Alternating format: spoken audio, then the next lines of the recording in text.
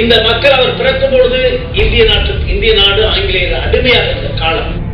அந்த காலத்திலே உதித்தவர் கிட்டத்தட்ட அவருடைய 19வது வயதிலே அரசியலில் காங்கிரஸ் இயக்கத்தில் நுழைந்து இந்த நாட்டிற்காக பணியாற்ற வேண்டும், இந்த மக்களுக்காக பணியாற்றி ஆங்கிலேயரை வெளியேற்ற வேண்டும் என்ற விடுதலை சிந்தனையோடு இறங்கிய மாபெரும் தலைவர்.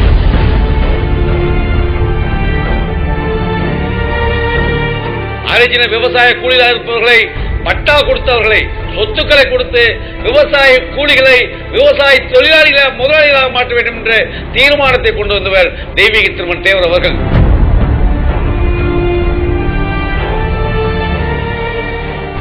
முதலாக ஒரு அரசியல் கூட்டம் என்று கேள்விப்பட்டதே முத்துராமலிங்கத்தேவர் பேசிய கூட்டத்தை தான்.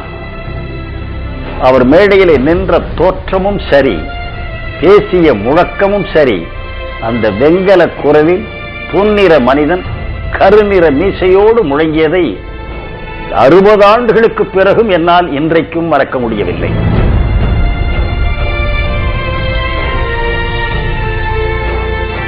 அனைத்து மக்களுக்குமான ஒரு தலைவனாக இந்த மண்ணில் பிறந்து மிகப்பெரிய எழுச்சியையும் மிகப்பெரிய உத்வேகத்தையும் உருவாக்கிய ஒரு பொது தலைவனாகத்தான் நாங்கள் பார்க்கிறோம்.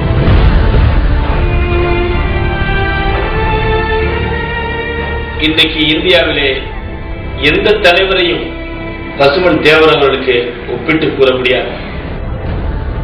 மகாத்மா காந்தியையும் சேர்த்துத்தான் சொல்லுகிறேன்.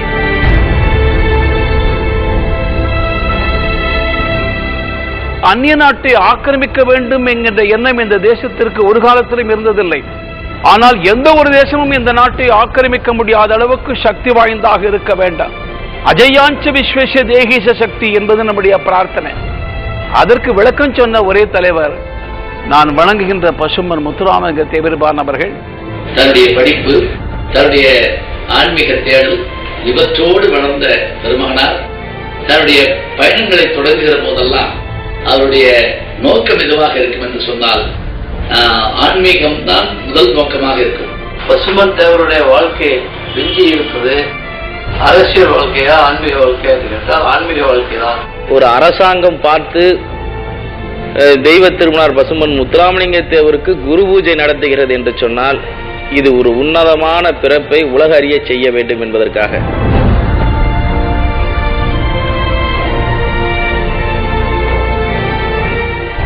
சரித்திரத்தில் படிந்த தியாகங்கள்.